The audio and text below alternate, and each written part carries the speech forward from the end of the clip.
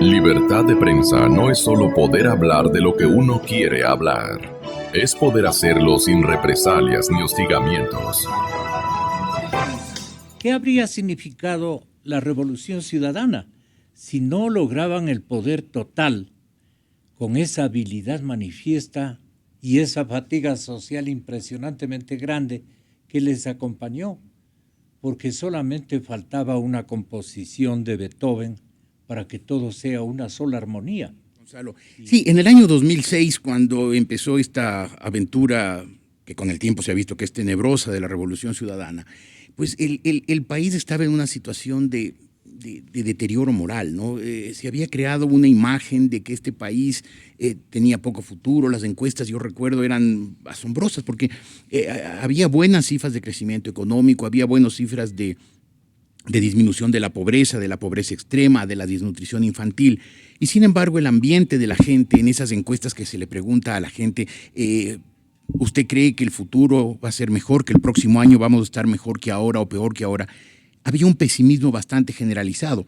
Esa situación de desencanto, en el cual creo yo, y aquí hay que hacer un mea culpa, creo que de alguna manera contribuimos los periodistas con una actitud excesiva y a veces injustamente crítica, o por lo menos excesivamente crítica, sí. Fue aprovechada muy hábilmente por Correa, que armó en su torno, el torno del caudillo que quería ser presidente y quedarse en la presidencia muchos años. Armó un movimiento político que se tomó el poder y que, aprovechando que como parte de esa situación de desazón, los partidos políticos habían perdido protagonismo, habían perdido inclusive ilusiones. Muchas de sus figuras se habían separado de la política, expresidentes que se lavaron las manos, se dedicaron a otra cosa, se desentendieron del país, pues los partidos políticos se debilitaron. Y Correa, claro, se encargó, siguiendo el modelo, esta franquicia que importó del socialismo del siglo XXI, se encargó de desmantelar todas las organizaciones sociales, políticas, empresariales, gremiales, para que él tenga un poder sin contrapesos, que lo ha ejercido 10 años. Lamentablemente, su ejercicio del poder, como se ve hoy en las cifras económicas, ha sido desastroso, excepto en un campo, en el de la publicidad. La publicidad del gobierno ha sido magnífica, tan magnífica que hubo un momento en que mucha gente hasta creyó que Correa era un buen economista, cuando se ve que es un economista pues bastante mediocre, al extremo de que a Correa la historia tendrá que reprocharle el haber desperdiciado la mayor bonanza económica que haya tenido este país. Los precios de las materias primas en general y del petróleo en particular tuvieron en estos últimos 10 años un repunte asombroso, espectacular, que ha sido desperdiciado por el gobierno como se ve ahora. Se ve ahora que las cifras de la economía son deplorables. Tenemos una economía absolutamente vulnerable. Cuando empezaron a caerse los precios del petróleo, la economía ecuatoriana se desplomó. Hoy, contratando unos préstamos usureros, hipotecando el petróleo por décadas. Y vendiendo activos. El gobierno está tratando de tapar el hueco para llegar a las elecciones del próximo año y que la gente no se dé cuenta de la magnitud de la pésima administración económica de Correa. Si esa es la intención, no va a haber una rendición de cuentas, Jorge. No va a haber, no la ha habido estos 10 años. Hemos tenido unas, cada 24 de mayo son unos discursos de barricada, unos discursos electoralistas, populistas, absolutamente ajenos a la realidad del país. Y claro, la oposición, mientras tanto, como parte de esa desbandada de los partidos políticos, como parte de esa desintegración de las organizaciones sociales que ha ocurrido durante estos 10 años, no tiene en este momento una capacidad de respuesta sólida, por lo menos hasta ahora. Estamos a pocos meses de las elecciones, a 8 o 7 meses de las elecciones, y no se ve un contendiente fuerte, no solamente en lo personal, sino no se ve tener una organización. Y además se ve que cada pequeño aspirante a la presidencia pues ya empieza a lanzar sus candidaturas y tenemos una proliferación que puede ser verdaderamente terrible. Desastroso. Terrible, sí. Porque corremos el riesgo de que el gobierno, con ese inmenso, costosísimo e inescrupuloso aparato de propaganda, con ese control de todas las estructuras del poder, incluida la información y la opinión, pues nos venda algún candidato presentándolo como un hombre bueno que va a seguir los lineamientos básicos de la Revolución Ciudadana, sin los excesos, sin los autoritarismos, sin los atropellos del señor Correa, y el Ecuador caiga en el engaño y nos encontremos que tal vez incluso con una mano del Tribunal Electoral, pues ganen en primera vuelta. Y ese momento, pues, habrá que reprocharles. ¿Gane nuevamente un candidato del oficialismo? Del correísmo, sí. Ya, yo creo sí, que sí. no es bueno decirlo, pero yo creo que sí es bueno que seamos conscientes de que hay ese riesgo para que les exijamos a los líderes políticos democráticos que se pongan a trabajar en serio, que dejen de esos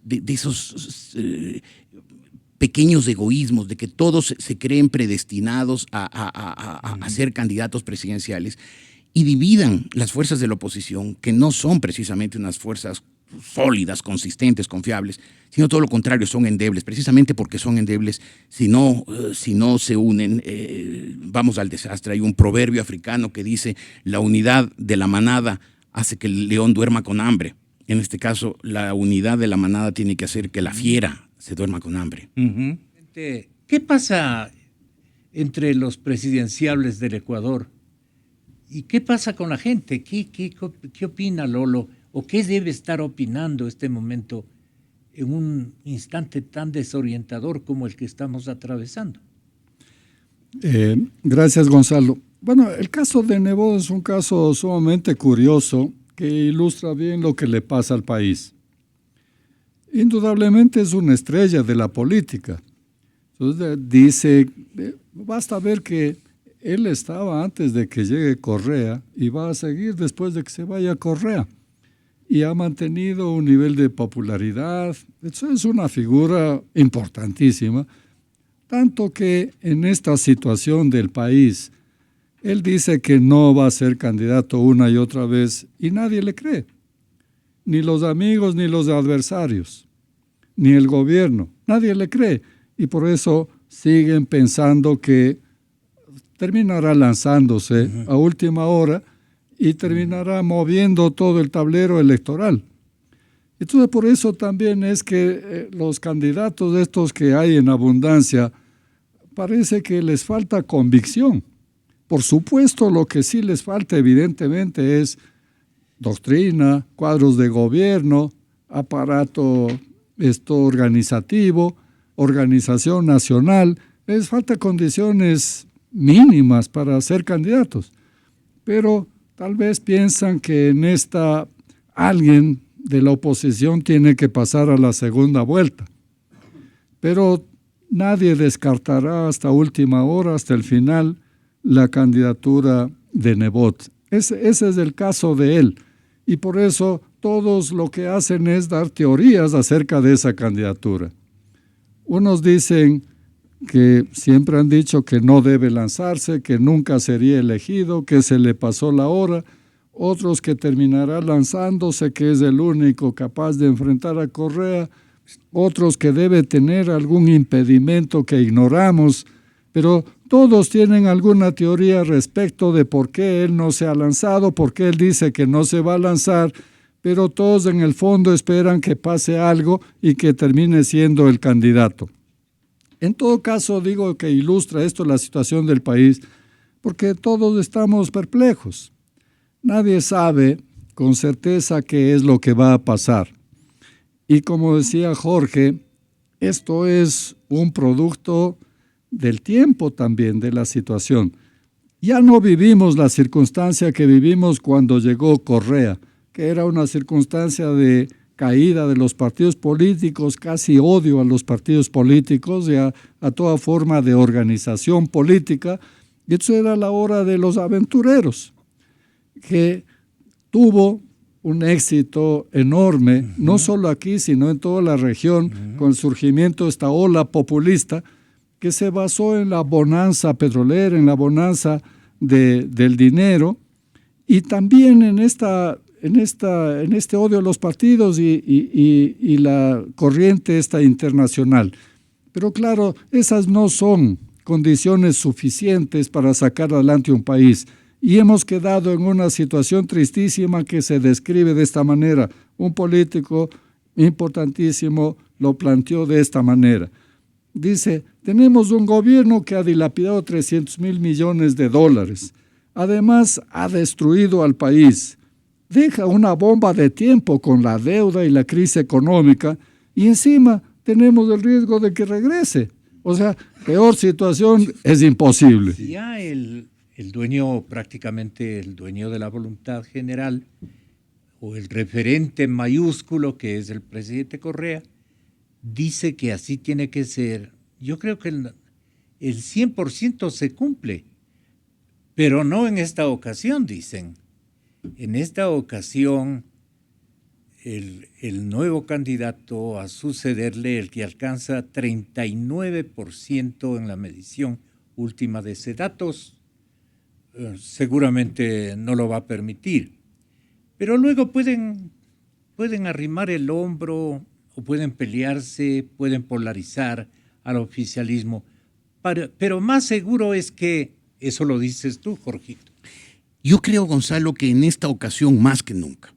Es decir, ya se ha visto, el correísmo es Correa y un montón de sumisos, silenciosos, obedientes que lo miran babeando al caudillo y que son incapaces de hacer nada que pueda incomodarlo. Se ha visto que es gente sin carácter, sin espíritu. Y creo que ahora más que nunca ocurrirá eso.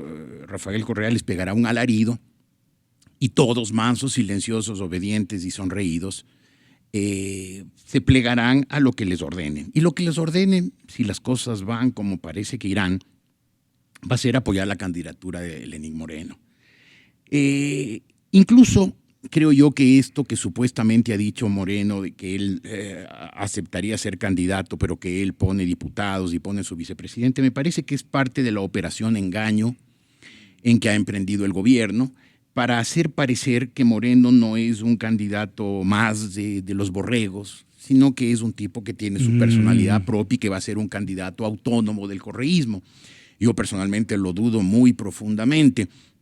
Yo creo que eso es parte de la operación engaño, es decir, hacernos creer que este hombre tiene cierta autonomía cuando es evidente que no la tendrá.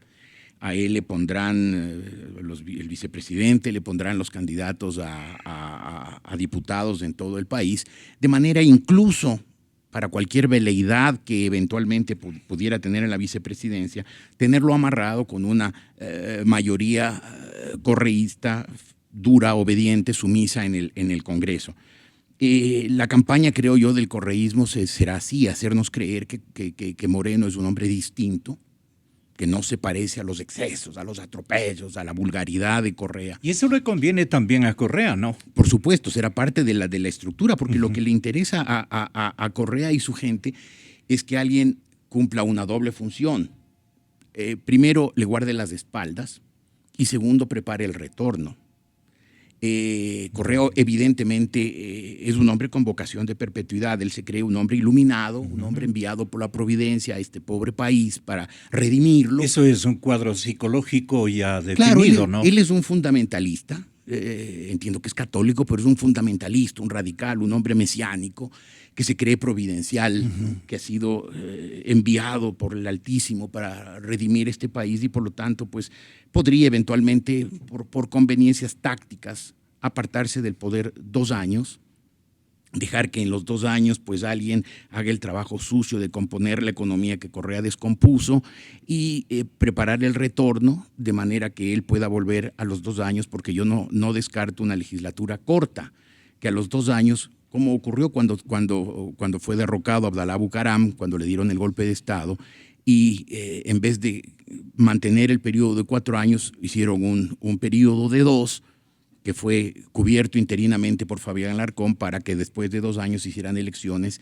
y ganara Yamil Maguad. Yo creo que ahora podría pensar el correísmo lo mismo, hacer un gobierno corto con Correa, que serían 2 años de enorme convulsión, porque la situación económica y social en que está dejando el correísmo es verdaderamente desastrosa. Le dejarían a Moreno para que haga el arreglo que pudiera, y desde Bélgica Correa se presentaría como el gran ausente, como el salvador, como el único hombre en capacidad de poner orden en esta economía descompuesta, para volver 2 años después como el redentor, para que lo traigamos en hombros de Bélgica, como se lo trajo al doctor Velasco en el año 44. Yo creo que eso está en los planes del correísmo. Entonces, estas supuestas discrepancias entre Lenin Moreno y el oficialismo, me parece que es parte de una operación muy bien tramada para hacernos creer en la independencia de Moreno. Yo creo que el candidato de país, sea quien fuere, probablemente Moreno, pero finalmente sea quien fuera, será un hombre obediente y no deliberante, como son todos los correístas, porque yo creo que Correa puede hasta entregar la presidencia, lo que no entregará es el poder. ¿Qué quiere decir que ha pasado en el Ecuador? En el Ecuador no ha pasado nada en términos de ciudadanos y electores. No, tiene cierta lógica, ¿no? Porque el correísmo tiene, digamos, una base de un 28, un 26% que se llama voto duro, que son los beneficiarios. Claro. Con tanto dinero que ha habido, tiene que haber un montón de beneficiarios. Eso es...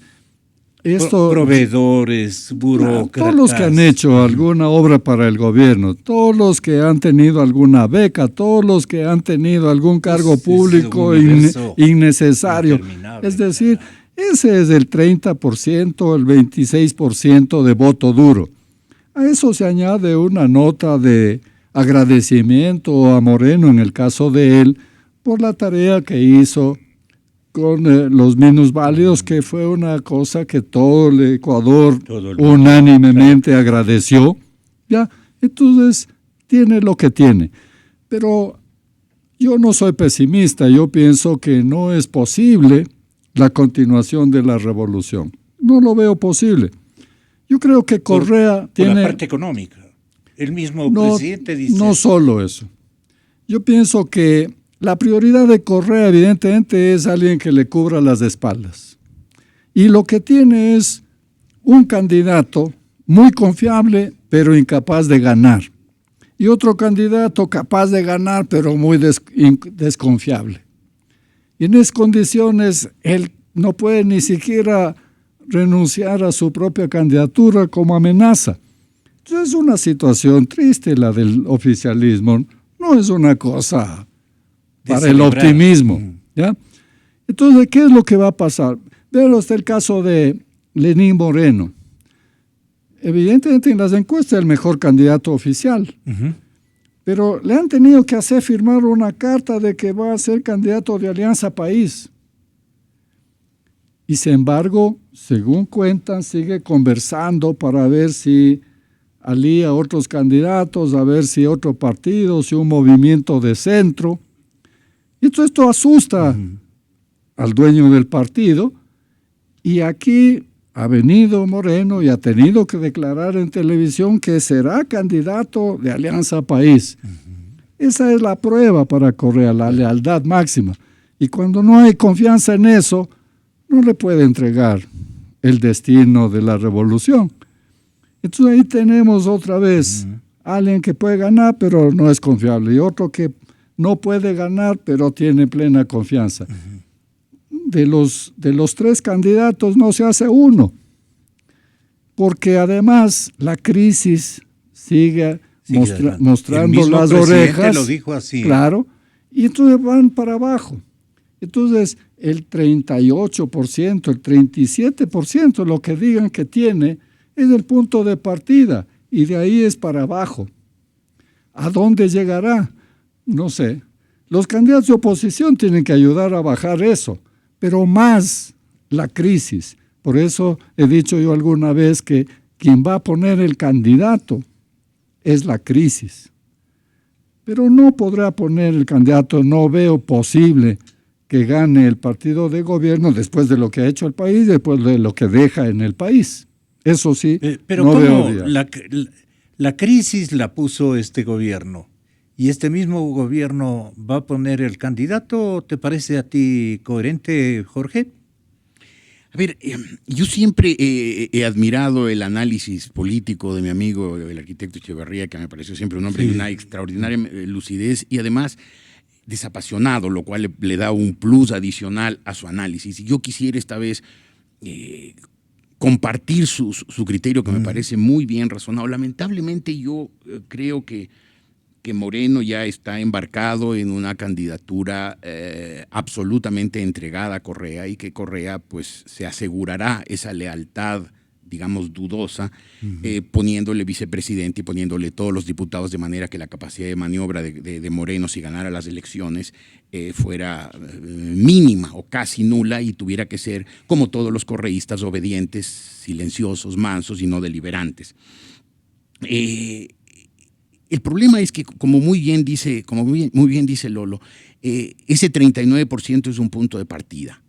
Habrá que ver si el oficialismo, con ese aparato inmenso, desaprensivo de propaganda, logra que el 39 sea hacia arriba, o si la oposición, con un poco de lucidez que hasta ahora no ha tenido, logra que el 39 sea hacia abajo. Yo espero que fuera así, quisiera en ese sentido compartir el optimismo de Lolo Echeverría. Además, creo que así debería ser, porque el manejo económico, político y social de Correa ha sido tan desatinado, tan abusivo, tan excesivo, a pesar de que la propaganda ha disfrazado mucho, ha maquillado mucho de esto. Debería ser así, debería ese 39 ser la base para empezar a bajar, de manera que llegar a febrero del próximo año, crisis económica incluida, con el 20 o el 22 o el 25%, que, como muy bien dice Lolo, es el voto duro del correísmo, esa gente ya que está cuadriculada y que no habrá manera de dejar de ser correísta de ninguna manera. Pero claro, eso requiere como prerequisito. ¿Ya está cuadriculado, dices? O sea, hay gente que ya está, porque muy bien lo ha dicho Lolo, con tanto dinero, una cantidad inimaginable que el Ecuador nunca tuvo de dinero como tuvo el Estado.